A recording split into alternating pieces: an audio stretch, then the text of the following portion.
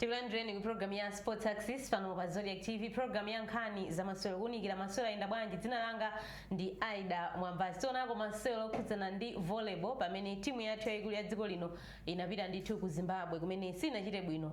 Masewero okwana fonda amene asewera tukamba zatsika nathu komanso anyamata sanapambane masewero aliwonse, koma tikuonako nkhani okhudzana ndi ma award amene tatenganso ngati dziko. Anapita kumeneku patadutsa zaka zokwana 17. Kodi kutsogolo kuti kuyembekezera zotani? Tindi alendo kuchokera ndithu ku masewero amene wa volleyball amene akhale akutifotokozera kuti ulendo unali otani komanso kutsogoloko akukonza zotani. Osawalanso nkhani yokhudzana ndi FDH Bank Premiership, tikukamba timu ya Blue Eagles limene pakadali pano ili pamwamba, pamene tikukambanso matimu a Silver Strikers komanso timu ya Mighty Wanderers kumathero sabatayi afananitsa mphamvu. Kodi imene ikuonekera log table ikulipatsa chithunzithunzi chotani? Sitingakambe zokhudzana ndi masewero amene wa FDH Bank osakambako nkhani yokhudzana ndi timu ya Craig imene yapeza chipambano chawo choyamba season ino. Zayenda bwanji kumene yapambana ndithu 3-1 ndi timu imene ndithu ya Masters FC. Osawalanso nkhani yokhudzana ndi timu ya dziko lino kumeneko Flames, tamvako ndithu kuchokera kwa coach Kalisto Pasua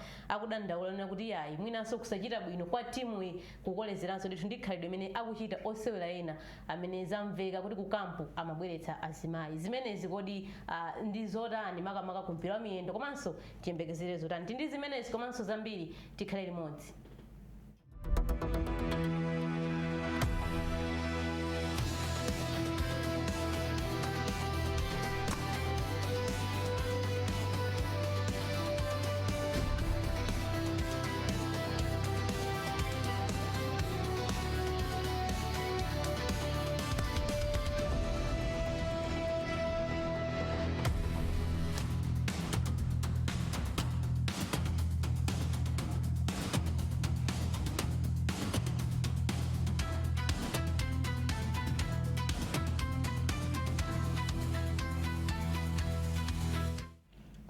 Ndem program ya Sports Access timakanda akatswira amene amatsata nkhani za masewero komanso nanena kumambiro kujoti yayi tindi alendo amene twanakayimira timu ya dziko lino imene ya volleyball, tikamba za mdziko limene la Zimbabwe. Tindi Asimba Banda amene ndi vice president wa volleyball national team, osawalanso captain wa timu ya atsikana ndi timu imene apitanso ku Zimbabwe amene ndithu ndi Emma Sakala. Nditikheti kuwafunsa zambiri zokhudzana ndi ulendo umeneyo komanso ngati timu akuona kuti chimene chinativuta ndi chani kuti isachite bwino. Osawalanso Henry Gomwa nthawi zonse timakhala limodzi program ya Sports Access.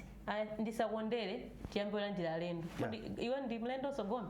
Tiyambira alendo. Tikulandire na Simba program ya Sports Access. Zikomo kwambiri. Tikulandire captain. Zikomo kwambiri. Mwachenaro. Ya zikomo. Kuchena ngati kuti zinaenda. Team Malawi. Ndikulandire so Henry Gomwa program ya Sports Access. Ya ndatakoza ila kuti tuliso limodzi program ile nkhani zambiri mbiri monga mmene mwafotokozeramo. Masoto antule alendo athu ndi vice president of Volleyball Association of Malawi. Of course, he's also the head coach for the women's team, the women's national team, volleyball. And of course, the captain is also here. Timve kuti kodi aenda bwanji ulendo wawo mene anapita kasera masera amene. Mene ndithu timanenera Asimba Banda tokamba zokhudzana ndi ulendo umene unachitika makamaka national team patadutsa zaka zokwana 17. Experience inali bwanji ku Zimbabwe kupita ndi ana achisodzera ena mix ya ndi enanso amene sanaliso ndi experience kuchokera kuno ku Malawi. Muthofuta kuzoti unali ulendo utani? To be honest, unali ulendo wabwino. Mwina timuyambira pankhani yokuti this is the first time after about 17 years having a national team kupangidwa assemble kupita kunja ukasewera masewero both men and women. Mwina musanapitirize mwina mwakhani mafuso zaka 17 zimenezi mndu zoti masewero volleyball samachitika ku Malawi kuno. Amachitika ndithu. Koma talibe national team. Vuto linali kumanage a national team. And I can put it in two. Firstly, from us as an association, the efforts we made at some point in time about 15 years ago, but they didn't come to fruition. I think there was a trip to Mozambique that was supposed to be done, but because of funding, right, they hit a snag and the team could not travel. So from that time up until now, there hasn't been any effort really to come up with the national team. So the biggest issue that has been there is funding. As you know, our funding mainly goes to football and netball. I'm not complaining, I'm just stating it as it is, right? So there is a lot that then needs to be done by the association to look for funds. And it has been a problem over the years. I'm happy to say this year we had partners who came in and assisted us with Malawi Gaming and Lotteries Association. They came in, they gave us something. We have Moody Sacco, they came in, they gave us something. Shake Solutions, they came in and they said we are going to sponsor a kit for you. So you see, even in the replica kits that are going to be done for the national team, they will have Shake Solutions there because Shake Solutions are our official kit sponsor. We have Siposami Investments, we have Contain Investments, and a lot of other individuals who came in and say, this is my 2 kwacha, this is my 5 kwacha, we want the national team to go and compete. So that has been the biggest issue that we overcame. And then assembling the team itself, FIVB gave us a chance to have the... Maybe, how did you assemble the team this time around? Yes. How did... So we were given a grant by Federation of International Volleyball, right, as an association. They gave us a national team coach, and then they gave us what is called the coaches support. So the coaches support, Tinendimwai is Malawi, because we have Dr. Tulani Maposa here. He is a level 3 FIVB coach, and he is a trainer of trainers. So it's easy for FIVB to say, okay, we have this happening. Can you just talk to Tulani, or can we assign Tulani to help you? So he helped us. So he went in the 3 different regions. He went to the northern region first, then he went to the southern region, then he came here to the central region, conducting coaching clinics with the coaches and team selections. So in the morning, you would train the coaches on the national team philosophy that we are trying to come up with, and then you would then use that same philosophy with the same coaches to identify the players in the afternoon. So it was coaches in the morning, players in the afternoon. So those 3 sessions, 3 different weekends, managed to come up with a list of 27 boys and 25 ladies. Then we had a 2-week training camp here, which was hosted at Adult Literacy Center in Area 14, and the trainings were happening at Bingu National Stadium, and also we are grateful ABC came in and they were able to host us on a day or 2. During that 2-week training camp, that's when we whittled down the number, kuchokera about 27, kufika about 18, and then from 18 up to the final 14 that we went. You mean inalinga the final squad? Yes. Okay. So the 14 boys, 14 girls, that's the final squad that we traveled to Zimbabwe with. Mwina kubwera kwa captain wa atsikana athamira nakatimira ku Zimbabwe. Masewero wana 4 amene munasewera. Zinali bwanji, mwasiyanitsa bwanji ndi mene tikusewera kuno ku Malawi ndi matimu amene makumana nawo mu dziko la Zimbabwe? Masewero omwe tasewera ukuku kusiyana kwake nkoti timu yathu nanga siyamba kumene. Anzathu national team iliko kale yokhazikika. Yeah. Ndefeyo kumbali yathu tayesesabe kuno. Mwesetsa? Tayesetsa. Anthu kuyesetsa rama yang'ana chipambano kuti Malawi inagonjetsa kuti timu iyi, Malawi inatere, koma zikuoneka kuti masewero onse sanayende. Mmene amayembekeza Malawi. Nde mwesetsa? Tayesetsa. Masewero okwana 4 funa muti uuze kuti munakumana ndi timu yanji komanso mascores anali bwanji ngati captain. Timu yamba tinakumana ndi Zambia. Yatimenya 3-0. Tazakuma siku la chiwiri tazakuma tinamenya ndi Zimbabwe. Yatimenya 3-0. 3-0. I think mina Simba ndamene ngatifotokozere kwambiri zokhudzana ndi magame amene ayendera, because it seems kuti iye akukumbukira zina ndiso mukumbukira zina. Siku lomalizira taswa ndi Namibia, game inatha 3-2. Yeah. Somo ndipatsa marizata magame atatu. Koma simnase magame akona 4. Group stages amene utasewera amene tikulimbirana number 3 atimenya 3-1 ndi Namibia. Mutu mnayisetsa. Tati nayisetsa.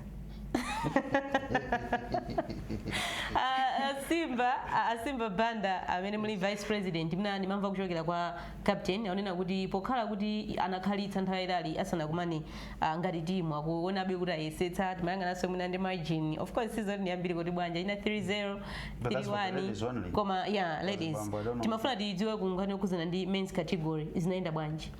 Okay, men's category first game tinakumana ndi Namibia tina lose 3-2. Second game tinakumana ndi Zimbabwe tina lose 3-1. Third game we met Zambia, the tournament favorites.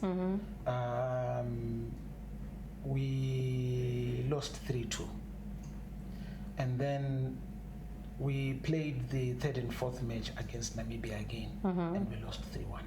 3-1, 3-2, 3-2. 3-1. At least mina nice tabe Zimbabwe tikozonena choncho. Komano kwa Zimbabwe we sitinangobera tiri manje.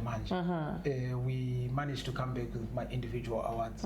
So for each and every tournament there are 7 awards that are given to the best setter, the best libero, the 2 best blockers, the 2 best attackers. So those are 7 awards. And not forgetting the MVP. And the MVP, yeah. Thank you very much. So out of those 7 awards, regardless of coming out as number 4, 5 of those awards came to Malawi. Wow, nice. The best blocker and MVP was Moses Mzumara. Moses is based in Kenya. He plays for Trailblazers. Ah, okay. The other best blocker was Dalit Suchingana. He plays here in Malawi for Wolves men. Then the best outside hitter was Chifundo Majawa. He plays for Blue Eagles. And the best setter went to 17-year-old Finley Buda, who plays for Wolves as well. Yes. Nice one. Nduba tampata Henry Gome kumva mbali ziwiri captain kufotokoza nkhani kuzana ndi atsikana amene achitira komanso kumva sochokera kwa vice president Simba Banda amene akufotokozanso amene ayendera ku Zimbabwe. Tikayang'ana tukamba za timu imene nthawi yonseyi ndikuti panalibe national team ndoti nani ma club okhaokha ndi imene achitira mbali yokhuza ndi ma awards zikutanthauza chani kumbali yokhuza ndi masewera volleyball. Yeah, mina choyambira cheni I should say here kuti it's very unfortunate kuti ngati dziko takhala opanda national team ya volleyball for the past 17 years. And you have the Volleyball Association, you have the Sports Council, you have the Ministry of Sports. Onsewa popanda kupanga ma efforts onena kuti volleyball national team ikhalepo. Okay? Zimakanga kuti it's very unfortunate. Okay? Volleyball Association of Malawi amapanga chani? Ku Sports Council amapanga chani? I think atakuya okay? Ku Ministry amapanga chani? If you go to Sports Council, you will notice kuti for the past 17 years they have been funding the Volleyball Association of Malawi. Okay? So how do you fund an association when they don't even have a national team? Probably that should be one of the conditions. Funding ya associations which are kuboma through Sports Council. Could you only fund those associations? I'm a national team. Because drama za boma kwa kukulu ndikumene ku national team. Timana ku national teams are the responsibility of the government. So unless the government comes out and said we failed to fund the national teams. But if you look at volleyball, how much money do they need? Okay? Funding yange sema kayo mbesa chisoni. There was a time here tinabwera kuno kuti nkakamba the volleyball. It should be some years back. Okay? We had that guy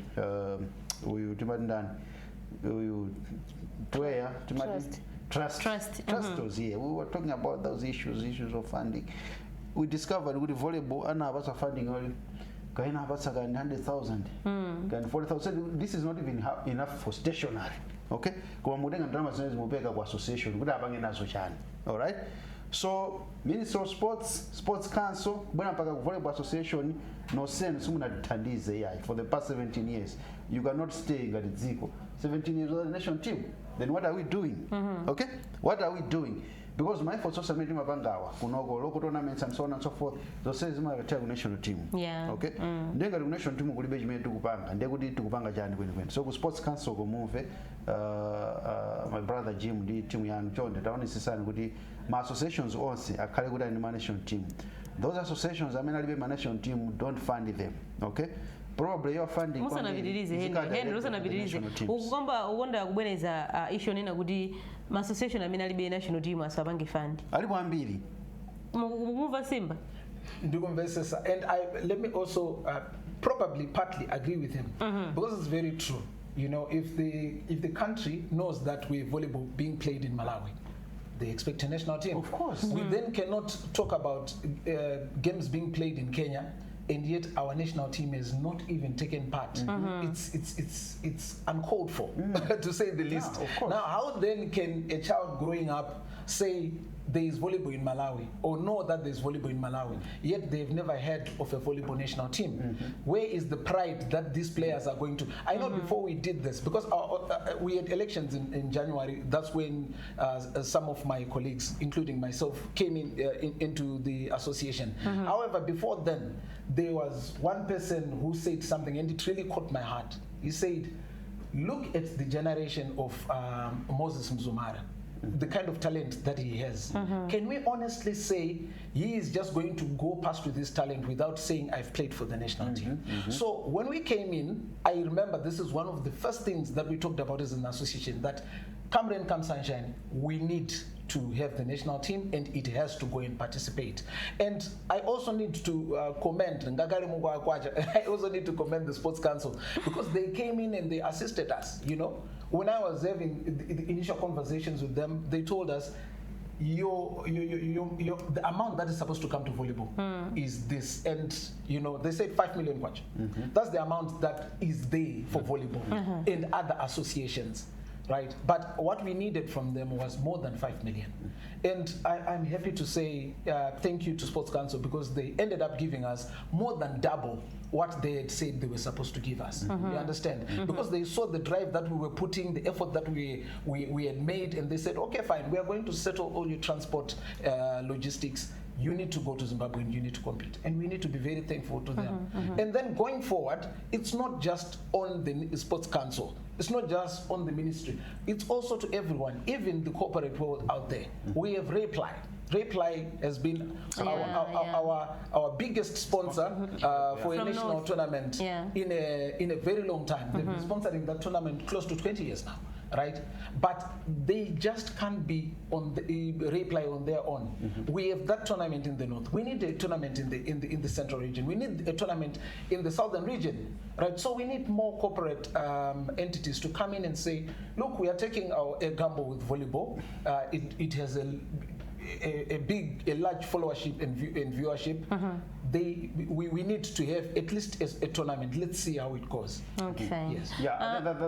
That's another aspect, because if you look at the tukamaka ineyo kwambi ni makazika tukamaka mazaboma kwambi, of course development yo they need to be involved. I mean, how do you have a strong national team when there is nothing happening on the ground? Yes. But when you talk of the national team, it's their responsibility, and indeed Sports Council were supposed to come in, but after 17 years after 17 years, so we should commend Jim Kalo and the team. This time around you managed to come in to sponsor them, to make sure we good volleyball apidogasera masora meneo issue mene muguyikamba ya corporate support, because the kwambiri, so it has to do with Inuya Kamenemulima Association.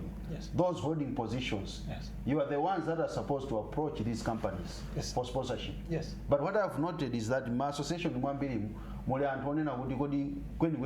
it that you, okay, why did you vie for these positions? Okay, people who are not helping the association to grow. Okay, people who are just sitting there waiting for Sports Council, waiting for government to give them support, but they cannot do anything on their own. Okay, so it must start with you, Mr. Simba, and your team. Yes. Muende company give us support. Okay, come up with a strategic plan, sell it, and convince these companies to come and support you. They will support you. Yes. But otherwise, the problem that I've seen in there with most associations interacting with them, there are people within those associations. So what are these people doing? Okay, Why did they vie for these positions? Did they had any plans? Okay, did they had any vision? Now, I want to go to this association. Couldn't or they are there as passengers. Okay, yes. So even in Indiana, Mr. Simba. Yes. Hey, and then my company. Support. Chabwino, mwina kumaliza ndi captain. Yeah, but you have mentioned of the results. Games are in there, of course. After 17 years, we understand them. Kuti mwina anapita kumene kuja, osa win a game ina yose. Individual awards atolako. Surprisingly though, because ku tournament most individual awards amapita. Amina winner. Yeah. From losing teams zimakazo. Chiseka Komo, team yote amaliza pa Chiseka Komo. Pan spend pen. Kumuta kuona hivi imagine my boys masiana. No, that means the performances were top notch from these individuals. That's why I was saying earlier on that what we were just missing is the final touch, the killer instinct, just to finish off my games. Because most of those games that we ended up losing, in most cases, we would be leading, right? Then we get to a point where Angotibeza atipitirira and the game is finished, you know. So, and that happened a lot of times. So just that killer mentality, and that can only come from experience, from playing these games over and over again. Yeah. As we are speaking right now, we've been invited to Zambia for a friendly. We are trying to run around so that at least before the end of July, we take the teams to Zambia for a friendly match. We've been invited to Namibia for friendlies as well. And these are all expenses paid except for transport. Wow. Yeah. You know, so these are quick wins for the association. Right, we've been invited back to Zimbabwe again, and that's because they've seen the level that we are exhibiting. And some of our fellow presidents were actually saying, you know what you need is the experience. Come over, let's play, let's give your team this experience. Okay. Yeah. Captain, vele kumalizitsa mina kucheza ndi mmene mwayendera ku Zimbabwe. Ndikufuna mwina kutsogolo kutiyembekezere zotani tsopano ngati atsikana simunachite bwino mpikisano amene munapita munapatadutsa zaka zochuluka kwambiri ngati captain mawako mwina akhala otani zimene anthu angayembekezere a Malawi sinangapande kuti tikhala zoti nthawi zonse mukamapita tiziyembekezera abeza bwino kuchokera ku timu ya atsikana. Apapa tayamba nde kutsogolo anthu abekezere zabwino ndithu choka kwa ife atsikana. Chiyambi chimakhala chovuta nthawi zambiri. Mwina kwambiri timavutika pati kwatsikana kuti tigonje maserosewo komanso timakhabe ndi majinibe yayikulu kuyerekeza ndi anyamata zimavuta patipo mutimu mumene munaonera ngati captain. I think chimene chinavuta kwambiri njoti nangasi maplayer aliyese wazolera za kutimu kwake volleyball ndiyovuta. So simunakhale limodzi nthawi itali. So kuti tigwirane kwambiri zimavutirapo. Koma apapa zikuoneka kuti tagwirana bwinobwino nde kutsogolo ati tili limodzi.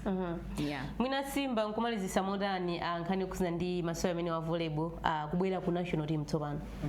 No, I think this was it was a difficult trip to plan.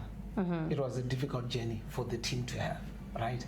Even as we were leaving, we left as if we were the underdogs of the region, right? Our plan is to make sure that as an association, the team is involved more camps, more games, more friendlies outside, so that at least come the next competition, because around the same time next year we are going to have the same competition as well. This one will not be LA 28 qualifier like this one, but it will be a CAVB qualifier. So our hope is to get to a point where we come back with the trophies for Zone 6. We claim our position as the main team or the dominant team in Zone 6, and then we go and represent the zone at the CAVB national teams championships. Tathokoza kwambiri amene ndithu ndi Simba Banda amene ndi vice president kuchokera ku Volleyball Association of Malawi komanso mmodzi mwa akuluakulu amene ndithu anayenda ndi timu imene ya dziko lino tukamba zatsikana komanso anyamata amene anapita ku Zimbabwe kumene ndithu taonako zabwino zina mwa izo ndi nkhani yokhuzana ndi maawadi amene akuonekabe ndi timu ya dziko lino ya Malawi makamaka anyamata ndi amene anapanga dominate kumene kwangakhala kuti sitinapambane masewero onse atsikana komanso anyamata koma zabwinonso tamva kuchokera kwayo tengera kuti pakadali pano mayiko ndithu akhala kubwera kuti bwanji mubwere kuno musewere ma friendly games kutengeranso ndi mene aonetsera performance kumene anali ndithu ku Zimbabwe. Tipitiriza program ya Sports Axis ndi nkhani zochuluka.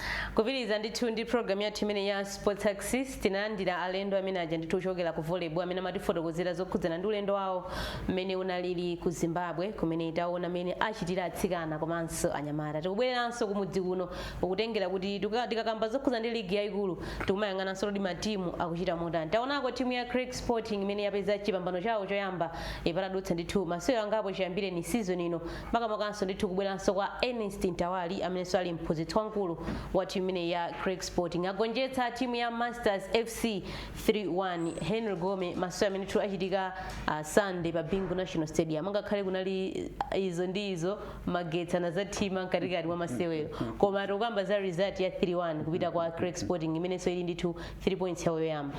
Yeah, of course, congratulations to Craig because inali timu yokhayo imene inali sanapeze chipambano mu ligi imene ya FDH Premiership and kupambana kumene apambana 3-1 ndi timu ya Masters it's a big win for them apart from being good ndi chipambano chawo choyamba komanso mukaiona timu imene ya Masters sinagonjepo pa Bingu Stadium pamene kumasewera mpira wawo wa usiku chifukwa mpira wawo iwa kumasewera usiku okhaokha so zachizungu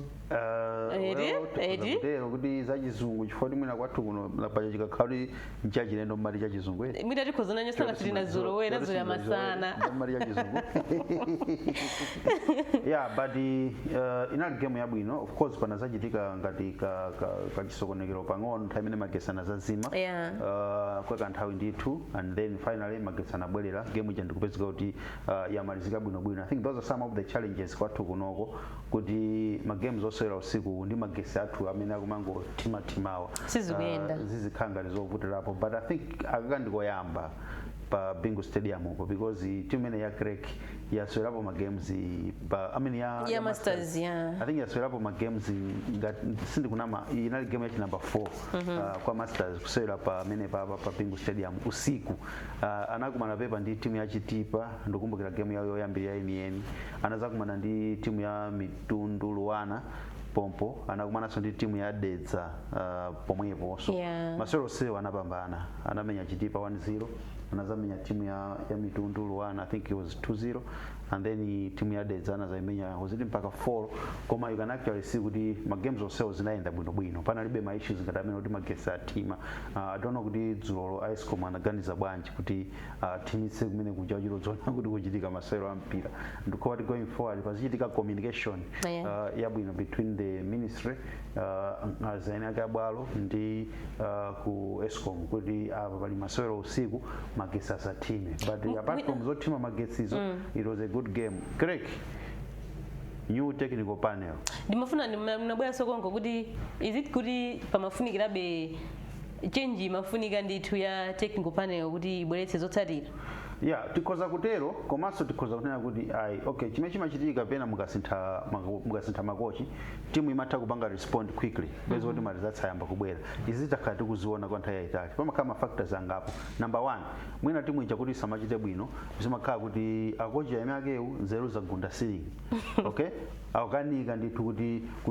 kuti akuonze vuto labweretse china chake chachilendo chona kuti akuonze vuto limene lilipo kuti timu zipeza chipambano. Secondly, it's an issue also yokhuzana ndi attitude ya ma players. Ma player pena amatha kungodana naye coach kuti basi nango muzolowera khalitsa naye olo attitude basi kwa coach unakuti uyu tunde amenya yekha mpira okay ndiye coach kwesa mu ndi umu koma kupeza una kuti zinthu pa ground sizikutheka sabotage ma players sakukupasa support.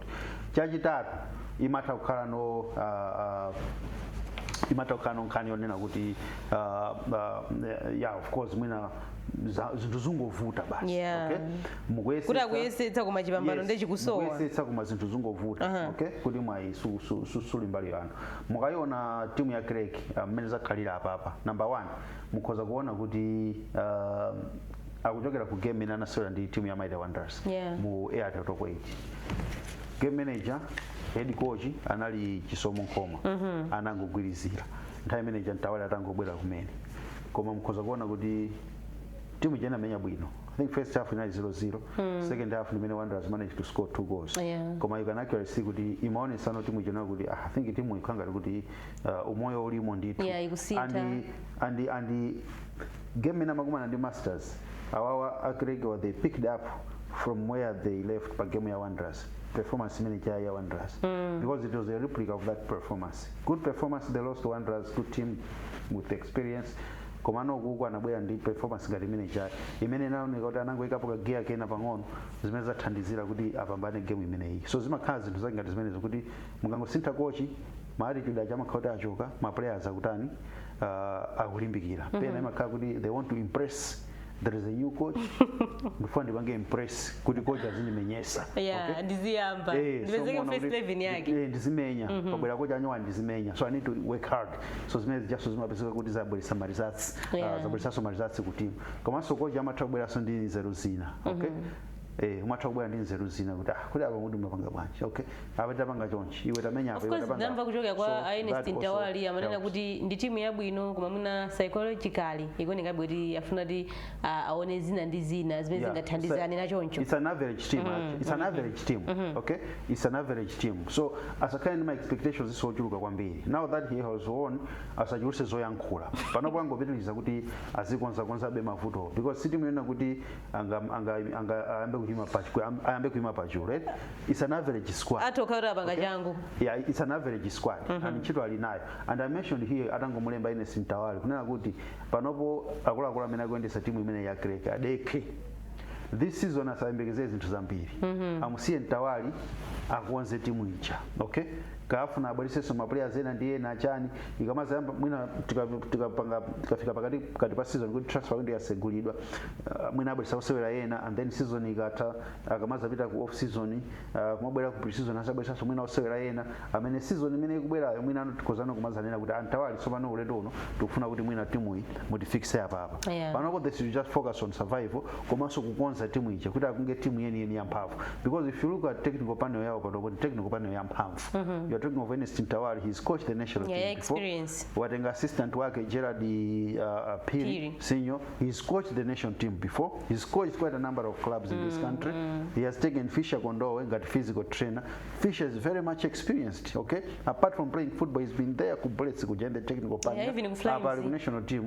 So the technical panel imeneli yamphamvu, okay? Yantu odziwa okaoka. Because my technical panel right now, look, either coach akamatenga assistant. Iwe uziona ma assistant ama matimu akunjawe. Uziona bench yawe jamene imakhalira. Nde uziona game ije kakhaudi ya kwitima zimene zimachitika pa bench pacha. Mozoda kuma the coach is really being assisted. Okay? Pali ma assistant coach yena amene umachita udabo kuti kudawa wa coach akumuthandiza chani. Okay? Kuri ndi dzina chabe basi rinda assistant. Awamu ndi assistant. Ampanga assist coach chani. Chifukwa pena tuma pezeka kuti head coach uje mwina assistant ndakatundu kwambiri kumposa so head coach. Yeah. Iyo just head coach uje amaziona kuti ndikatenga wako wako. That's why timanena kuti head coach akapangidwa appoint musiye asankhe ka backroom staff yake. Okay? Asankhe ka anthu omuthandizira because iyo uje amakhala kuziona kuti akamakuti kuti amaja kuza kundithandiza kuti timu ichite bwino. So if you look at mene wapangira Ernest Ntawali kumutenga Gerard Yeromani Piri ngati assistant wake Gerard ndikatundu naye Spike. Gerard ndona kuti naye akuzotenga timu yaikulu mu Super League ndikuphunzitsa ipaika. He has done that already before. He's been to the national team. Okay? So atengana anthu kuti they will be able indeed to assist each other. So good start for Craig under the wise and dynamic leadership of Ernest Live Wire and yeah. I say ndino tukoti I think osako nankula bwino wakachera so bwino. Kwamuna tumanga naso maswero ena tukamba zokusana ndi timu ya Blue Eagles imene paka dali pano pa ndimene ndi udili pamwamba pa log table. Kutsata so ndi tupambana ndi timu imene ya Karonga United 3-2. Timu imene yangu gonja maswero amodzi fananitsa mphamvu maswero amodzi maso yapambana maswero kwana 5. Yeah, congratulations ku timu ya Blue Eagles. Ndinakamba kale zizi aida kunena kuti Blue Eagles ikuoneka kuti yabwera mosinthika season inoyi. Pakati pa Blue Eagles madalira kwambiri ausewera amene akhalisa kuti muwe kalakale ona kuti amakangata akwakakamira kuti they don't want to let them go kuti abwerese osewera ena. But kanakale si kuti season inoyi Blue Eagles yabweresa ku osewera ena achisonzera. Okay?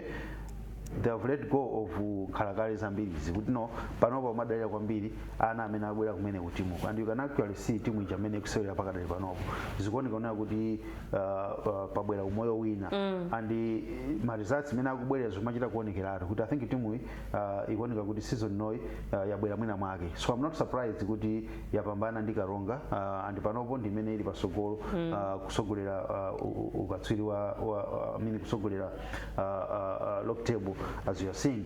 Now mukabwera muona kuti Wanderers imene ali pamwamba yagonja going into this week 7 afananisa mphamvu ndi timu ya Ekhaya. Okay, 1-1 Ekhaya kwaso chigoli chinachita kubwera mphindi zowonjezera second half Ekhaya masogola 1-0 and Ekhaya ma timu asamali nayo timu jakumenya mpira wabwino kwambiri ikumenya mpira wabwino kwambiri even game ene anaswera mweya topo idi ndi timu ya FC Binyasa Big Bullets and performance imeita kuoneka kuti timu ili pa mpira and Bullets nchito ali nayo because the train match ikupita pa mpira stadium imene ili ngati home ground yawo ya Ekhaya. Okay, I thought kuti apanga struggle that day amakumana ndi Bullets pa Bingu Stadium because it was their first time kusera pa Bingu Stadium but anamenya mpira wabwino bwino and pang'ono so anakatha kupambana game imene ijayi so game imene iyi Wanderers aindi tu inatamanga komano you can actually see kunena kuti Ekhaya panopo zikuoneka kuti zinthu zatenga step ina yabwino bwino and I'm not surprised kuti apanga hold ma defending champions Wanderers and then muona kuti Silver Strikers imene wabwera pa number 2 nayonso yalephirana ndi Sivo Lilongwe Derby. Surprisingly Sivo looked imachokeranso kuma game linali itagonja mbiri sinali bwino inali itagonja ma games atatu anakagonja kuchitipa 1-0 anazagonja so pa home pao ndi Karonga 1-0 then anapita kudedza anakagonja so kumene kuja I think it was so 1-0 anagonja ndi I think anagonja ndi Luana Mitundu 1-0 so you can actually see kuti akuchoka kugonja masero atatu and then anazaswera air totopo 8 ndi timu ya Brigos imene tukikambaya analepirana 0-0 na kubwera masero awawa ndi timu ya Silver Strikers went into this game as my favorites because Silver Strikers ndi timu imene ikuchinya zigoli zambiri mu league and zikuoneka kuti zawo zikuwathekera ndithu and I thought kuti Brigos Sivo ipanga struggle but no, it's a derby. In a derby zimaoneka kuti zinthu zimabwera mosiyana ndi mmene mukuyembekezera kakonzekereso and so on and so forth and indeed tunaona mmene zinakhalira muja Sivo played very well they scored first and Silver Strikers came from behind kuti masewera amene athere 1-1 and because of madraw amenewo if Silver Strikers had won I think anakabwera pa number 1 but because of madraw amenewo ndiye kuti apereka mwayi kwa Brigos kuti itsogolere ukatswiri umene and actually masewera ena amene andipasa chidwi anali usanapite kumasewero ndikufunisa pa Silver Strikers pombo futenge kuti timamvasa kuyankhula Mapopa Nsuku amene ali assistant coach akunenako kuti mwina result imene inabwera ija ndikambako kudzana kutengera kuti wiki yonse akhapanga training ndi osewera ena amene ena mwa iwo sanapezeke masewera amenewa and example yayo inali ya McDonald Lamick amene nayenso akuoneka kuti wacho Silver Strikers wapitanso mdziko wa Zimbabwe imenenso akapitiriza ndithu nkhani kusandi kusewera mpira ndoti azisewera ligi ya ku Zimbabwe.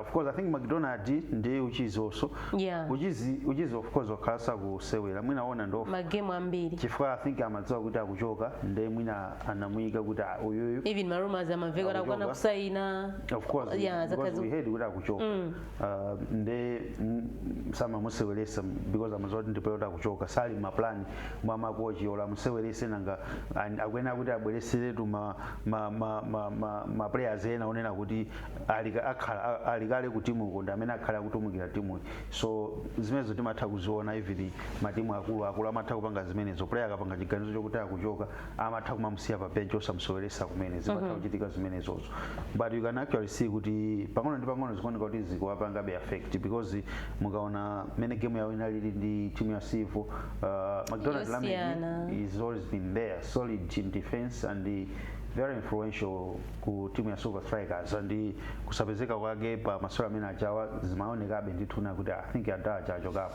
ma throw in yake amachita kufanana ndi makona kumene you know so zinaoneka kuti amaenda so kwambiri right kuja so zinaonekabe kuti pali kagapu kena kake we are hearing reports kuti osewera amenewa akhala kupita mdziko la Zimbabwe both uchizi maveka ku Mozambique koma apa tikumva ngati ku Zimbabwe similar with McDonald Lameck ngakhale ma transfer fees yake wakumamveka ngati kuti machenje nde tikuona kuti atitsimikizira a Silver Strikers yo because timamva kuti akupita pa $20,000 which is about 30 million 35 million McDonald Lameck mukagulitsa 30 million mugulitsa na konkuno ku Malawi mugulitsa na kunja okay so anyway timva official position ya Silver Strikers akamalizana malonda amenewa but no my players athu asamapite mwaudzu choncho we have seen Bullets selling my players in terms of for example chikumbutso Salima anapita at over 300 million we were told even Banega Banega over 100 million kupita kunja kuitaone kuti even so team yapindula okay so why would you sell a player at 30 million kwacha okay ndosangongulitsa konkuno bwachi okay so we hope kuti a Silver akambirana bwino ndi team imene akupitako kuti no ma players amangopita mwaudzu yayi yes we want the players to go kasera kunja sirifuna kwasekera kwa zikaba at least ndondomeko za bwino no matimu azikhaso kuti akupindula Mina tukuyangana so first win ya Wetson Nyirenda Bullets head coach wa timu ya FCB Nyasa Big Bullets game yake yoyamba of course inali mu ya top 8 imene inali draw ndi timu ya Ikhaya of course imene singani kuti inali of course ilingane zote inali kwa mwina timu ine ngere kwambiri iyi that game he was just observing similarly with NS Ntawali game yao ya top 8 koma mwina kubera mu league koma no game yake yoyamba ndi mwina kuti no kan team ya for a week and then he was in charge of the team ndi timu ya Kamuzu Barracks inaoneka kuti game jena inali yovuta kwambiri tena pake nazooneka ngati kuti mwati koma Bullets wasizavuta hapo lero but nazaona ndithu I think chakumapetopeto goalkeeper wa Kamuzu Barracks akupanga koma ine chigoli chimene chija Henry unachiona chigoli chimene chija atachiona chigoli chimene chija zigoli zimene chija taziona hapo zimachitika ndithu mamisting atamanja amachitika ndithu kuti goalkeeper kuti sonopepa goalkeeper sakhala bwanji kwenikweni okay defender zakhala bwanji mwina defender akumpatsira goalkeeper ake kampira bwino basi akangosempana nawo wapita kuwesa wapita wazichinyaweka zimapanga race mafuso ochuka kwambiri kuti pamudi zakhala bwanji kwenikweni ati kapena mwina anabeta kapena mafoni ake tione kapena kunalowa ka translate koma ayi ndithu imakhadi mistake basi yangochitika very unfortunate for Kamuzu Barracks because mene nali game ne chai iwo agenda mena amanika kuti mwina nakatha kuyiwina game mwina draw kumene because even chigoli cha chulicho chabwabe kumapito so even draw imene inakatha kuthera game ne chai so komanso it's good for Bullets because chipambano chinakhanga chinasowa pakatipa ma draw and then part of 3 points it's also good for FCB Nyasa Big Bullets.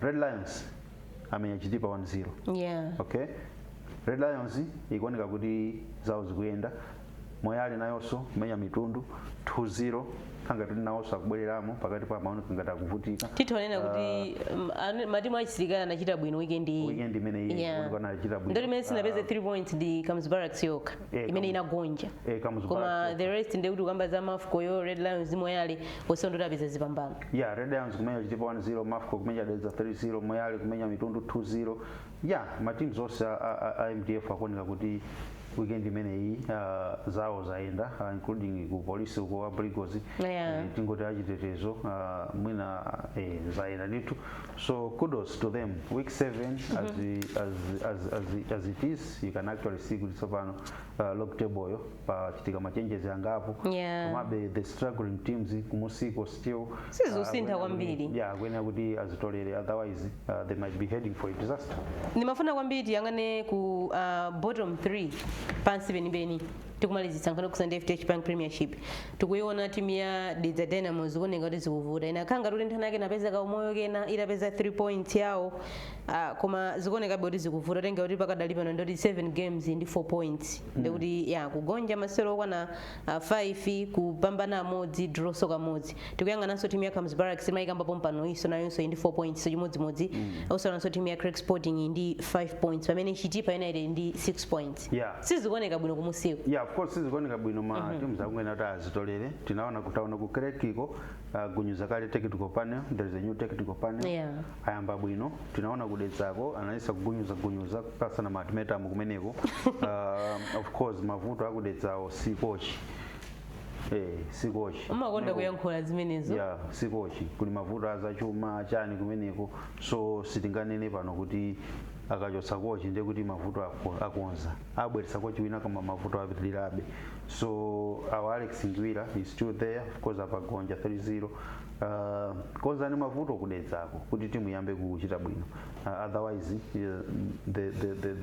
they might be heading for a disaster similarly with Chitipa now sakwena kuti azitolere ndizimenezo ndithu zokhuzana ndi FDH Bank Premiership imene zayendera mu week 7 kuonako matimu amene achita bwino komanso ena season ayendosonanso amene afananitsa mphamvu amene amayembekeza yabwe kuti mwina akanatha kutenga 3 points imene sinatheke kutengedwa tipite kunkhani yokhuzana ndi makamaka bungwe limene limayendetsa masewero ampira wamiyendo tukamba za Football Association of Malawi imene ndithu pamene panali nkhani yokhuzana ndi kukambirana takhati kupanga follow up issue yokhuzana ndi timu makamaka bungwe la FAM komanso Sulomo panali ma issues zochulukirapo tinazayamba last week Henry Gome kunali hearing kumene bungwe la FAM komanso Sulomo amakumana pokhuzana ndithu ndi ma issues ochulukirapo munaona ipanga follow mwina nkupanga breakdown kuti round 1 yayenda motani pakati pa mabungwe awiriwo we were told kuti there was an adjustment kuti hearing yosinapitilire chifukwa cha zifukwa zina zimene bungwe la Sulomo linapereka kuti mwina sanapatsidwe ma documents ofunikira ozokhuzana ndi milandu imene akuti akuyenera kuti ayankhe komanso mwina bungwe la Football Association of Malawi kuti representation yawo nakangati kuti kwangopita nyamata ku secretariat kumeneko pamene kunalibeko mwina nyake otsata za malamulo atono kuti paipo anaganiza bwanji kufamuko but it appears kuti mwina panalibe kukonzekera kwenikweni kukonzekera kwenikweni kumbali ya Football Association of Malawi pa hearing imene iyi ndichifukwa chake muona kuti amene amamva mlandu umenewu the FAM disciplinary committee anapanga decide kuti mwina mlandu umenewu udzamvedwenso tsiku lina but I should say here kunena kuti izizi zikungoonesa mwina ngati kuti lack of seriousness in terms of how these issues are being handled. Issue ya Sulomo ndi yakalekale. And manena so panopo in our previous program kuti why has it taken Football Association of Malawi and how you say just to commence disciplinary proceedings pa Sulomo, okay? Pazimena anavanga zicha because it's clear what Sulomo did was wrong, okay? They might want to defend themselves whatsoever, lawyers, but we all know what they did is wrong, okay? What they did is wrong. Iwaje ndi mwana wa Football Association of Malawi. Akwena kumvera. Ngati FAM yanena chakuti akwena kuti amvera. And FAM was acting within the laws of the game because malamulo amene timatsatira aonena kuti bwalo lisavomerezedwe chani ndi zimene ndi malamulo amene tikutsatira ma standards kumpira. Okay? So Sulomo analakwisa. Okay? Kayabwesa maloya kayapanga chani makani opanda pake. But what we know is what they did was wrong. Okay? Anabwelesa chipwirikiti ku masewero ampira wa miyendo. They embarrassed the minister. A minister anyamuka kuno kupita kumene kuchata akaonera masewero. Nesi zinayitike. Wepereka masewero. They embarrassed the minister. They embarrassed the sponsor. Anapita umeja sponsor branding chanchani everything is eventually sponsor pulled out. Only to come back. Komanso kukhala lonchi unali mwambo waukulu. Kunapita anthu okaonera masewero kumene kuchata. Analipira ndalama zawo mpaka pano ndalama zawo simunabwezere ku Sulomuko. Simunabwezere anthu ndalama zawo. Okay? Za game ya Guinea kuma tinaona zote ambiri abwezeredwa. Of course, FAM inapanga yabwezereza. We hope kuti mina apanga arrangement ina mwina zithekaso. I don't know kuti apanga bwanji. Koma za FAM inabwezereza. Anani nachonzo kuti abweza, but you know kuti they will not be able to recover their money because they were made to watch a game which they didn't want. anatalowa kale mu stadium. So ukalowa kale mu stadium, what happens? Ticket yako amang'amba. So how do you claim drama zako? Okay, so we know kuti even game mwingine nayo ya Equatorial Guinea Repeleka sikuti ndi wonse amene drama zawabwezeredwa. Ndiye na mwayiwo. Okay, kusulo muku palibe amene drama zakabwezeredwa. Okay, anatenga drama za anthu kumagawana drama za anthu masewero palibe. All those things kubweretsa chipwirikiti ku masewero ampira wa miyendo. So leronso mukabwera matati hey mwakuti farm, just put your house in order. Pangani ndondomeko yabwinobwino izi zimvedwe zilango ziperekedwe kusulo, and then we move forward. What we want is kuti chibwana ngati chimene chisamachitika ku masewero. Because if this is to go like this, then next time it will be another association. Mwina Central Region. Next time it will be Beach Soccer. Next time it will be region. Then kukhala chipwirikiti ku masewero ampira ako. But we don't want to set bad precedents. Okay? So ababa pangani nditu zinaona kuti ma proceedings aende bwinobwino awasulo muwalandire zilango, and then we move.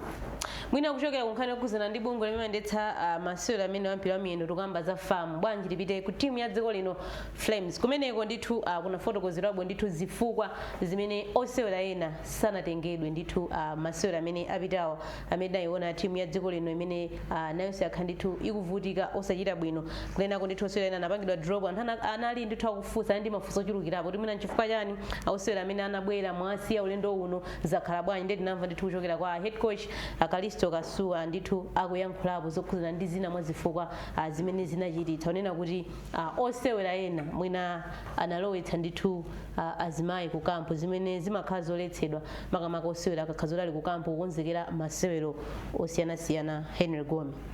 Nkhani imene iyi ndaimva sikachisiza chilendo izi ziya.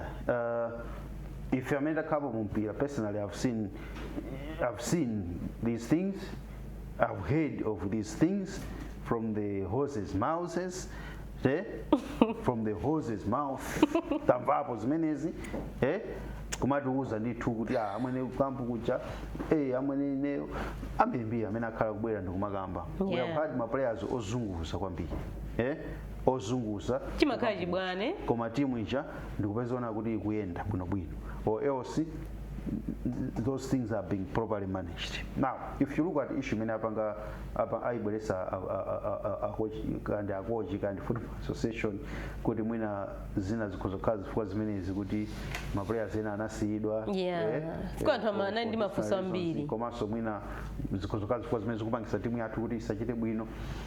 Tinanga usinda zimasewera yotawa mkampu iyi imachitika ndithu. We have had ma players mene ndafotokozera kale ena mapita ukaledzera kumabwera atamwa mkampu mucha.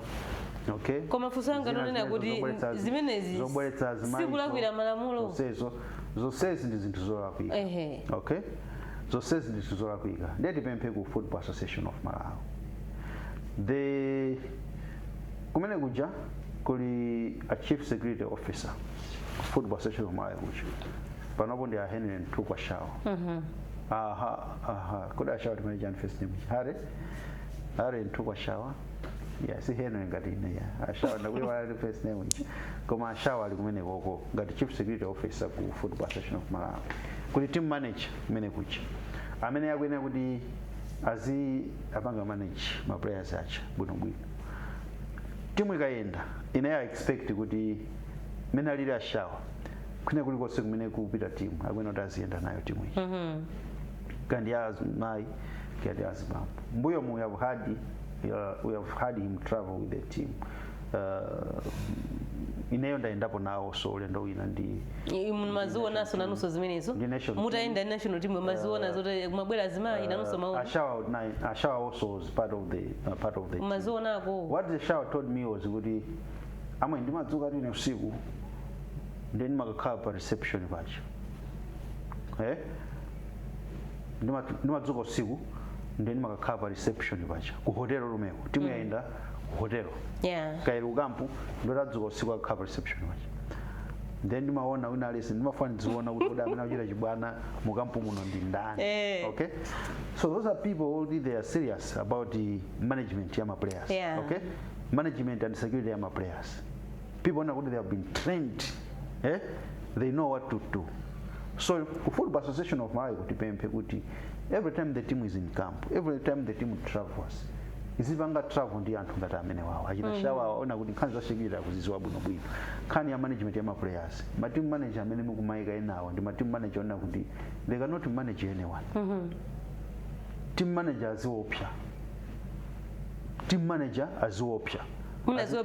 Kumbali yanji azitaka yankhula team manager maplayer aja ndikumaziwa so aba sport pange chibwana. Okay, aba sport pange chibwana tikuyenda kukhala kuti anthu feti kind discipline zimene zichitika. Koma mukati muone panopo kumati awa kuti ndi a team manager who is being managed himself, the team manager himself being managed by the players instead of him managing the players. Okay, so kufamu kotie tuone bwinobwino zimene because these issues, yes, they might appear ngati kuti just mere excuses by the coach, eh? Kuti just mere excuses. I think also even in the discipline taona ko oswera mbiri panopa ena na dropiratu sabweranso ku national team. Of course. Ndi ambiri. Of course. Even ena nangopita ku camp ngomva zoti anatuluka ati zinatere kulibe mpaka napano tamayisetsa kuti osangokamba nawo bwanji osewera bwerere. But it seems kuti amakhasi serious. Yeah, and my players, now I'm speaking to the players. When you go to the national team, mafana msamapangisa chibwana. National team ijai mafana. Ena kama kakuyang'anira kongo. Azana maifuna national team. Yeah. When I say player mafuna ramenya national team. Now you have been given a chance kukamenya national team. Ukupenda kumene chako kupanga za chibwana. Mafana ziko linoli muli ma players muli anthu ambiri mbiri. Okay? Ma players muli kwa ambiri mbiri ma players in all positions.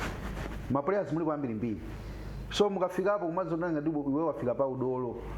Mafana ku national team moja mukhoza za menyaso. And shooting ngati dziko ndingakudandauleni. Okay? Sindingadandaule. Because natona kuti akubwesa kumene kuja chipwiri kiti. Akubwesa ena ndabwino. And akubakisa team kuti samachite bwino. We know the names. It's just out of respect kuti maina usindo kuchulani panopo. Ena ndaenda limodzi tikuziwani zimene mmapanga. Okay? It's just out of respect kuti sindo kuchulani. Ena ndayankhula napo kumbali kuti fana zimene kupanga zachibwana. Okay?